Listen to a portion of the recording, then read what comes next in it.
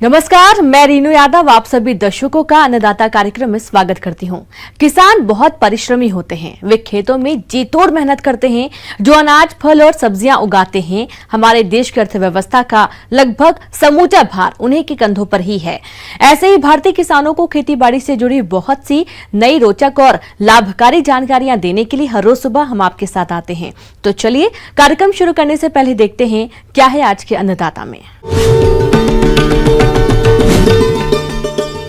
टमाटर की खेती करके किसान ले अधिक लाभ।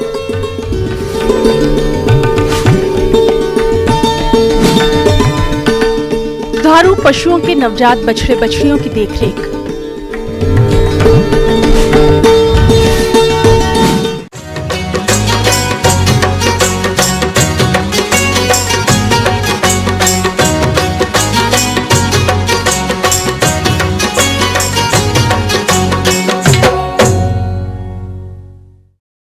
प्रदेश के अनेक किसान भाई टमाटर की खेती करके अच्छा लाभ कमाते हैं। इसी बात को ध्यान में रखते हुए हमारे जिन किसान भाइयों ने टमाटर की नर्सरी डाली थी वो रोपाई योग्य तैयार है। तो आप खेत की तैयारी और खाद उर्वरकों का संतुलित मात्रा में प्रयोग करते हुए टमाटर की वैज्ञानिक तकनीक से रोपाई कैसे करें, इसकी जानकारी दे रही हैं जिला भोपाल की विषय विशेषज्ञ सुची गंगवार।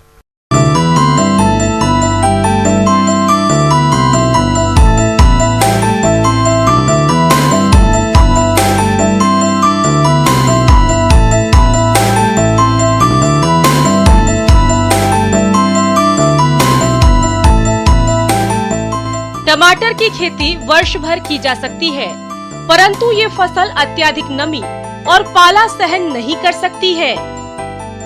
इसके लिए तापमान 18 डिग्री से 27 डिग्री सेंटीग्रेड के बीच उपयुक्त है। फल लगने के लिए रात का आदर्श तापमान 15 डिग्री से 20 डिग्री सेंटीग्रेड के बीच रहना चाहिए। अगर हमें टमाटर की अच्छी उपज लेनी हो तो भूमि का चयन बहुत ही महत्वपूर्ण रखता है। भूमि हमारी ऐसी होनी चाहिए जिसमें जल निकास की व्यवस्था होनी चाहिए। हमारे इसके लिए दोमट मिट्टी या बलुई दोमट मिट्टी जो है अच्छी मानी जाती है। कार्बनिक पदार्थ उसमें अच्छा होना चाहिए जिससे कि जो है पौधों की ग्रोथ को अच्छा जो है वातावरण मिल सके। सबसे पहले जो है हमें एक कल्टीवेटर चलाना है। कल्टीवेटर चलाने के बाद हमें 2 से 3 जो है हल्की जुताई करनी है। कल्टीवेटर चलाने के बाद एक हमको पाटा चलाना है जिससे कि हमारी जो मिट्टी भुरभुरी हो जाए। पर ये हमेशा ध्यान रखिएगा, अगर आप इस खेत की तैयारी कर रहे हो तो उस समय मिट्टी में थोड़ा सा मॉइस्चर होना चाहिए। नमी होने से क्या है आपकी जो खेत जो है अच्छे से तैयार होता है। अब इसमें हम अगर खाद और उर्वरक की बात करते हैं तो टमाटर की जो हम खाद और उर्वरक का प्रयोग करेंगे उसके लिए हमेशा मिट्टी परीक्षण जरूर करना चाहिए। अगर हम मिट्टी परीक्षण ना करवा पाएँ तो 200 कुंटल गोबर की अच्छी सड़ी गोबर की खाद, आधा उसमें 100 किलोग्राम नाइट्रोजन, 150 किलोग्राम फास्फोरस और पोटेशियम 75 किलोग्राम की हमें मात्रा की आवश्यकता होती है। इसके लिए 200 कुंटल जो गोबर की सड़ी खाद होती है, नाइट्रोजन की आधी मात्रा, पोटेशियम और फास्फोरस की पूरी मात्रा जो है अंतिम जुताई के समय खेत में हमें मिला देना चाहिए। और नाइट्रोजन की शेष आधी मात्रा को जो है 30 दिन बाद जो है हमको उस फील्ड में पौधे जब हमारे लग जाए उसमें हमें डालना चाहिए। अब यहाँ पे उन्नत किस्मों की बात करेंगे तो कुछ इम्प्रूव्ड वैरायटी है, जैसे हमारी पूसा रूबी है, पूसा प्रभात है, पंजाब छुआरा है। या हम हाइब्रिड की बात करें तो उसमें करिश्मा है, लक्ष्मी है, पूसा 86 है। कुछ ऐसी इम्प्रूव्ड वैरायटियाँ हैं जिसको हम लगाकर जो है अच्छा लाभ प्राप्त कर सकते हैं। किसान भाइयों, जब भी हमारी पौध तैयार हो जाती है और उसको हम फील्ड में लगाते हैं तो हमेशा पौधों की जड़ों को जो है उपचार करना चाहिए। इसके लिए कई फफूंदीनाशक जो है बाज़ार में उपलब्ध हैं। जैसे हम कार्बोंडाजिम की बात करें, इसकी 3 ग्राम मात्रा को पर लीटर पानी में घोल के इसकी टमाटर की जड़ों को डिप करके जो है हमको उसमें लगाना है, जिससे कि बीज जनित जितनी भी बीमारियाँ हैं उससे हम जो है टमाटर के पौधों की जो है सुरक्षा दे सकें। आजकल टमाटर की खेती खुले खेत में, पॉली हाउस में ड्रिप और मल्चिंग के माध्यम से की जाती है। अगर आप खुले खेत में साधारण विधि से खेती कर रहे हैं तो 60 सेंटीमीटर की दूरी रखते हुए कतार बनाएं और पौधों की रोपाई 45 से 60 सेंटीमीटर की दूरी पर करें। अगर ड्रिप के माध्यम से खेती कर रहे हैं तो कतार पर ड्रिप बिछाकर इतनी ही दूरी रखते हुए टमाटर की खेती करें। अगर आप ड्रिप और मल्चिंग के माध्यम से टमाटर की खेती कर रहे हैं तो पहले 2 से 3 फीट की दूरी रखते हुए 15 सेंटीमीटर उठी हुई कतारों को बनाएं। इसके बाद कतार पर ड्रिप लाइन बिछाकर प्लास्टिक मल्चिंग को बिछाएं। इसके बाद एक कतार में जिगजैग पद्धति से 45 सेंटीमीटर की दूरी रखते हुए एक कतार में आमने सामने 2 पौधों की रोपाई करें। इरिगेशन बहुत ही इम्पोर्टेंट है। अब यहाँ पे हम जल प्रबंधन की बात करें, कब कब हमें उसमें पानी देना चाहिए। अब रोपाई, जब हमने पौधों की रोपाई कर दी तो उसके 2-3 दिन बाद तक हमें हजारे से पानी देना है, ताकि जो हमारा पौधा है उसमें एस्टेब्लिश हो जाए, अच्छे से उसमें से लग जाए। गर्मी के ऋतु में जो है आप 10 दिन के अंतराल पे पानी दे सकते हैं, पर अगर बहुत ज़्यादा टेम्परेचर बढ़ रहा हो तो हम 7 दिन के अंतराल पर भी उसमें पानी को दे सकते हैं। मल्च लगाने का एक सबसे बड़ा फ़ायदा यही है कि हम जो भी खाद पानी देते हैं तो वो हमारे पौधे को ही मिलता है। इससे जो बीट का कंपटीशन होता है वो कम हो जाता है। अक्सर टमाटर की फसल में शुरुआती अवस्था पर कई खरपतवार उगाते हैं, जो कि फसल की बढ़वार को बाधित करते हैं। इसलिए इनकी रोकथाम के लिए पेंडिमेथालिन नामक खरपतवार नाशी को 3 लीटर प्रति हेक्टेयर की दर से प्रयोग करें। इसके 30 से 40 दिनों बाद निराई और गुड़ाई कर खेत से खरपतवार नियंत्रण करें। इस तरीके से अगर हम अच्छा प्रबंधन करेंगे, अच्छा मैनेजमेंट करेंगे तो निश्चित तौर पे 200 से लेके 250 कुंटल तक प्रति हेक्टेयर जो है टमाटर की उपज को प्राप्त कर पाएंगे। धन्यवाद। किसान भाइयों, अभी तक आपने खेती से जुड़ी हुई कुछ उपयोगी जानकारियां देखी हैं। अब लेते हैं एक छोटा सा ब्रेक, जल्द ही लौटेंगे। कार्यक्रम में आगे भी है खेती बाड़ी से जुड़ी हुई बहुत सी महत्वपूर्ण जानकारियां, तो बने रहिए हमारे साथ। स्वागत है। चलिए अब रुख करते हैं अगली कड़ी की ओर। हमारे प्रदेश के किसान भाई गाय भैंस का पालन करते हैं और ज्यादातर देखने में आता है कि किसान दुधारू पशुओं की देखरेख तो उचित तरीके से करते हैं, लेकिन इनके नवजात बछड़े बछियों की देखरेख सही तरीके से नहीं करते। इसी वजह से इनकी मृत्यु दर भी अधिक होती है। तो सर्दी के मौसम में नवजात बछड़े बछियों की देखरेख और प्रबंधन कैसे करना है, आइए जानते हैं नानाजी देशमुख पशु चिकित्सा विज्ञान विश्वविद्यालय जबलपुर के डॉक्टर RPS बघेल से।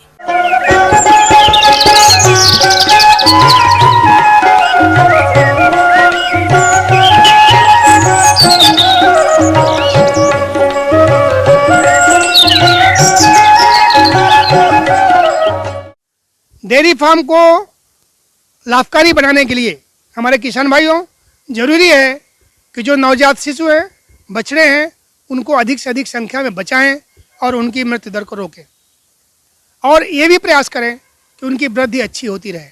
इसलिए हमारी आपको सलाह है कि उन पशुओं का, उन बछड़ों का, उन बछड़ियों का अच्छी प्रकार से देखभाल करें।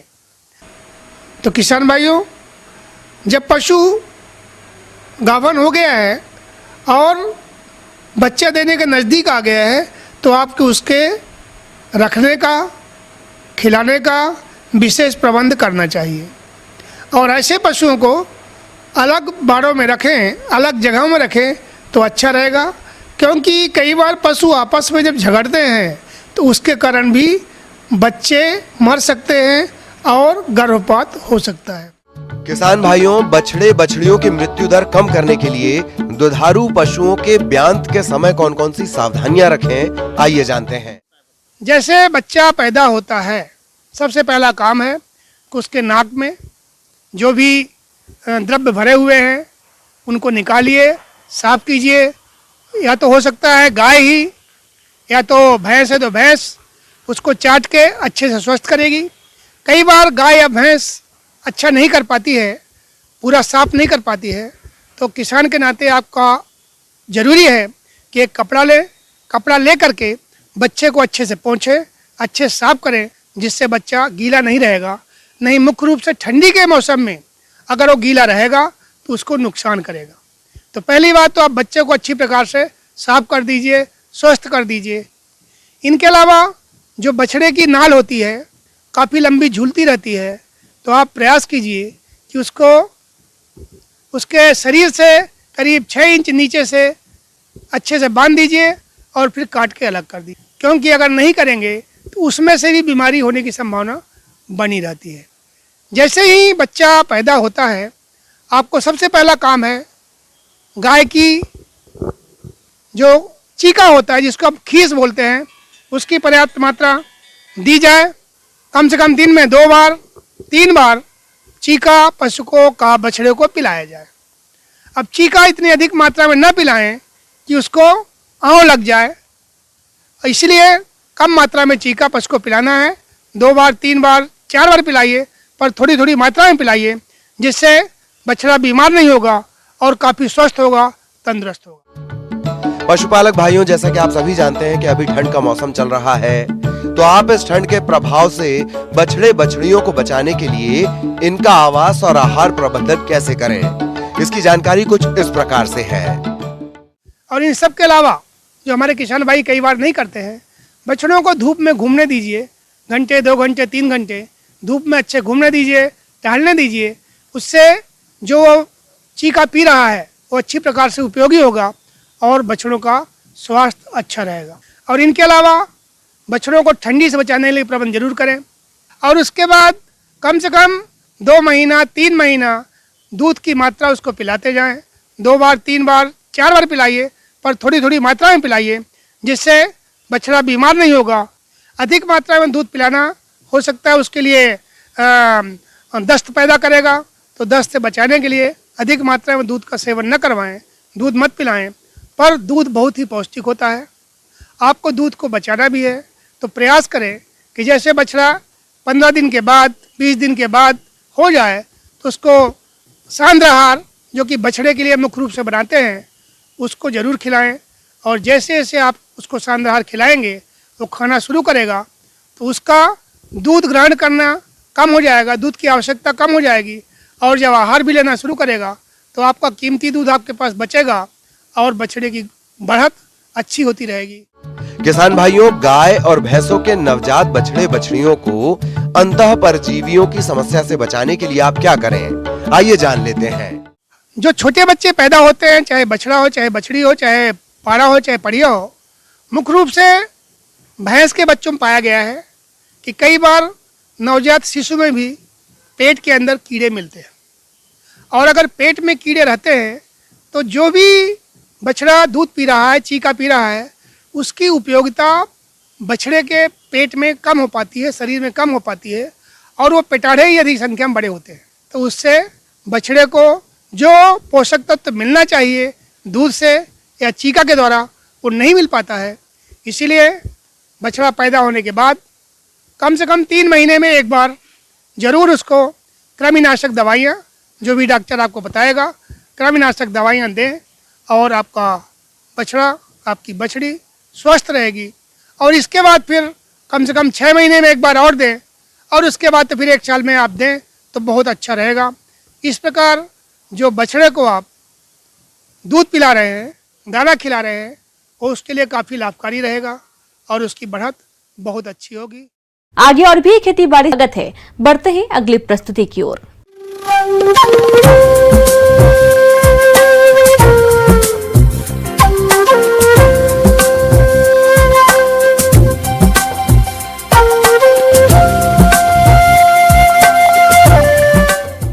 मौसम के अनुसार प्रबंधनों पर टिकी आपकी खेती बाड़ी, और इसलिए मौसम पूर्वानुमान और उस पर आधारित साप्ताहिक कृषि सलाह इस प्रकार है।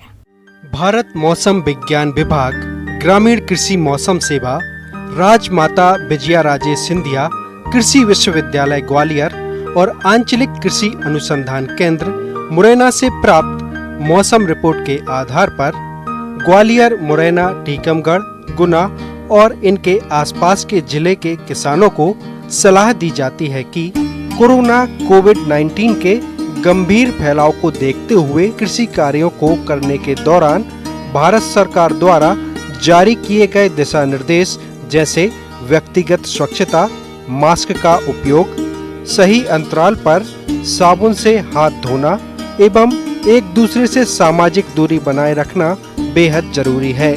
किसान इन सभी दिशा निर्देशों का पालन करें। अतः मौसम को देखते हुए इस समय फसलों में खरपतवार नियंत्रण का काम करें। फसलों एवं सब्जियों में आवश्यकता अनुसार सिंचाई करें। देरी से बोई गई गेहूं की फसल में 21 से 25 दिन की अवस्था पर प्रथम सिंचाई करें और पहली सिंचाई के बाद खरपतवार नियंत्रण का काम करें। सक्रिय एवं चौड़ी पत्ती वाले खरपतवार के नियंत्रण के लिए सल्फोसल्फ्यूरान के साथ मेटसल्फ्यूरान मिथाइल 40 ग्राम दवा 400 से 500 लीटर पानी में घोल बनाकर प्रति हेक्टेयर की दर से छिड़काव करें। सरसों की देरी से बोई गई फसल की सतत निगरानी करें। इस समय फसल में झुलसा रोग, सफेद फफोला रोग एवं मृदु रोमेल आशिता रोग होने की संभावना रहती है। अतः इन रोगों के लक्षण दिखाई देते ही फसल पर मैनकोजेब 2.5 ग्राम दवा का प्रति लीटर पानी के हिसाब से घोल बनाकर छिड़काव करें। पहला छिड़काव बुआई के 45 दिन बाद तथा दूसरा छिड़काव 55 से 60 दिन की अवस्था पर करें। चने की फसल में इस समय इल्ली लगने की संभावना है, अतः इसका आक्रमण होते ही फसल में ट्राइजोफास 750 मिलीलीटर दवा 500 से 600 लीटर पानी में घोल बनाकर प्रति हेक्टेयर की दर से छिड़काव करें। इस समय आलू की फसल में गोल आकृति के भूरे रंग के धब्बे पौधों पर दिखाई दे रहे हैं। इसे झुलसा रोग कहा जाता है। इसकी रोकथाम के लिए मैनकोजेब 1.5 ग्राम दवा प्रति लीटर पानी में घोल बनाकर पौधों पर छिड़काव करें।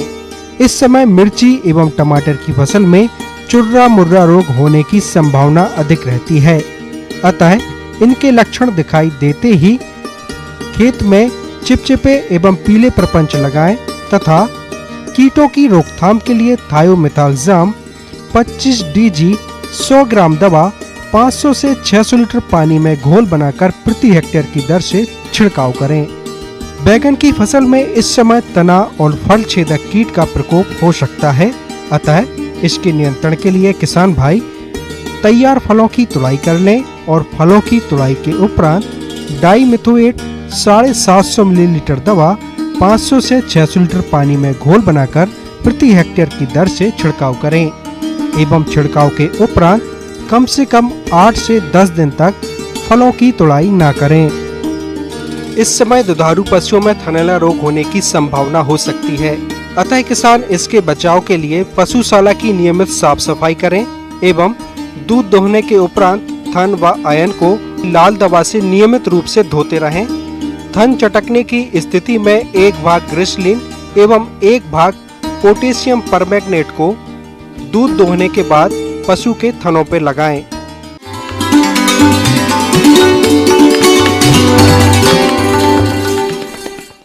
अन्नदाता हेल्पलाइन निःशुल्क फोन संपर्क सेवा के माध्यम से आपके द्वारा पूछे गए प्रश्नों में से 1 या 2 महत्वपूर्ण प्रश्न को हम अपने कार्यक्रम में शामिल करते हैं और इसी के तहत आज का चयनित प्रश्न और उसका जवाब इस प्रकार है। अन्नदाता निःशुल्क फोन संपर्क सेवा के माध्यम से पूछे गए प्रश्नों में से आज हमने जिस प्रश्न को कार्यक्रम में शामिल किया है उसे पूछा है ग्राम सुहागी जिला जबलपुर के कृषक भरत कुमार ने। यह गुलदाउदी की फसल में किए जाने वाले जरूरी कार्यों के बारे में जानकारी चाहते हैं। तो भरत कुमार जी, आपकी जानकारी के लिए प्रस्तुत है कार्यक्रम का ये अंश।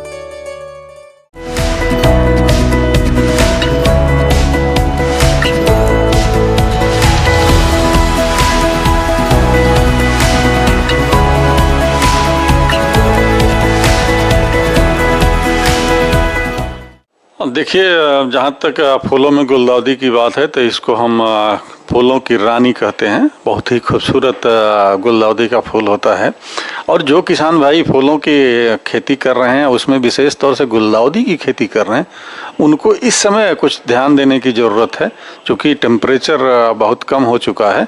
तो विशेष तौर से जो हमारे किसान भाई गुलदाउदी की खेती करते हैं वो माला वाले गुलदाउदी फूल की खेती करते हैं। तो ऐसे में मैं आपको एक सलाह तो ये दूंगा कि हल्की सिंचाई यानी हल्की नमी अपने खेत में, गुलदाउदी के खेत में बनाए रखें। पौधे की अच्छी वृद्धि और अच्छे विकास हेतु खेत को खरपतवारों से मुक्त करने के लिए 2-3 बार हाथ से निराई गुड़ी की आवश्यकता होती है। रोपाई के 4 सप्ताह बाद पहली निराई करें। और दूसरा काम करें कि जो फूल की कटाई हो चुकी है या जो फूल किन्हीं कारणों से बिक्री नहीं हो पाया हो उनकी कुछ नीचे से, टहनी से 5 से 7 इंच नीचे से काट के हटा दें। और उसके बाद हटाने के उपरांत एक फफूंदनाशक दवा का, जैसे इंडोफिल M45 का 2 ग्राम प्रति लीटर की दर से स्प्रे कर दें, ताकि जब मौसम खुले यानी मौसम साफ हो तो उसमें ब्लाइट यानी लीफ ब्लाइट का कोई प्रकोप न हो। इससे बचने के लिए एक स्प्रे करना आवश्यक है। और मौसम खुलते ही एक हल्का सा यूरिया का स्प्रे चाहे 2% का घोल बना के पौधों पे स्प्रे कर लें, या फिर पौधों के पास हल्का सा यूरिया का टॉप ड्रेसिंग करके मिट्टी में मिला लें। तो इस तरह से आपको गुलदाउदी के अच्छे फूल कम से कम मार्च भर मिलते रहेंगे। गुलदाउदी के पौधे कई प्रकार के विषाणु से ग्रसित हो सकते हैं। विषाणु से प्रभावित पौधे की पत्तियों पर विभिन्न प्रकार की आकृति एवं धब्बे दिखाई देते हैं। विषाणु रोग का फैलाव एफिड थ्रिप्स संक्रामित मात्र पौधे से प्रवर्धन आदि से होता है। यहाँ पर एक ध्यान देने के योग्य बातें और हैं कि ज्यों ही तापमान बढ़ेगा, मतलब कि 15 डिग्री से ऊपर का तापमान होगा, मौसम साफ होगा और रात का तापमान कम होगा, ऐसी स्थिति में हमको पाला लगने का चांस यानी लीफ ब्लाइट के चांस बढ़ जाएगा। तो ऐसे परिस्थिति में एक स्प्रे और आपको इंडोफिलियम 45 या कोई और अन्य फंजीसाइड का स्प्रे करेंगे।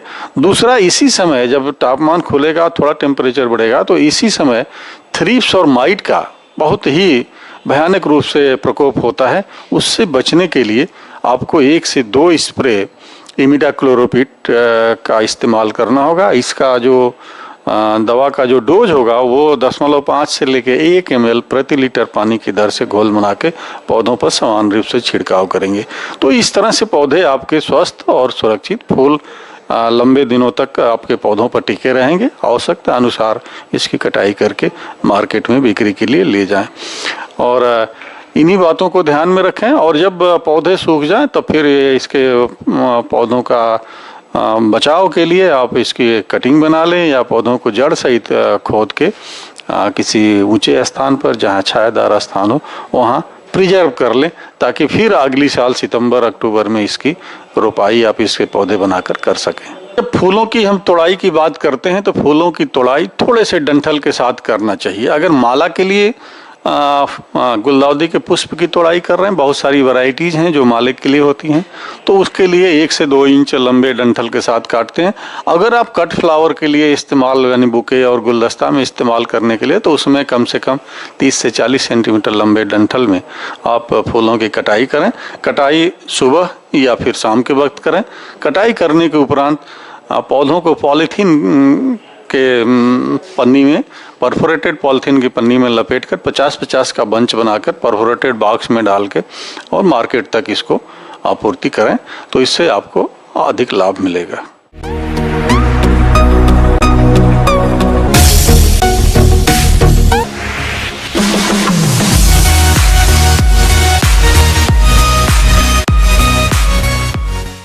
आइए अब एक नजर डालते हैं राज्य के कुछ चुने हुए मंडियों के प्रमुख फसलों के बाजार भाव पर।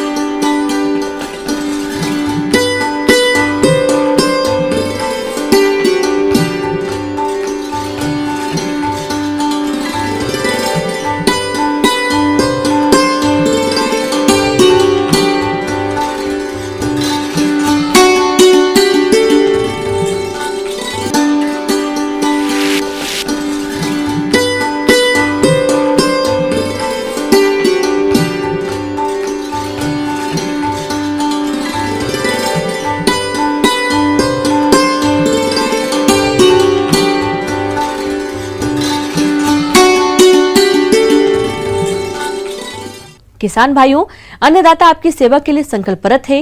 कृषि संबंधित समस्या एवं सुझावों के लिए आप हमें इस पते पर संपर्क कर सकते हैं। प्रोड्यूसर अन्नदाता news 18 Madhya Pradesh Chhattisgarh Ramoji film city Hyderabad 501512। साथ ही आप हमें ईमेल भी कर सकते हैं। हमारा ईमेल है p18annadatamp@nw18.com। और इसके अतिरिक्त आप हमें निःशुल्क हेल्पलाइन नंबर 1800419255 पर सोमवार से शनिवार सुबह 10 से शाम 4 बजे के बीच संपर्क कर सकते हैं। किसान भाइयों, अब समय हो रहा है आपसे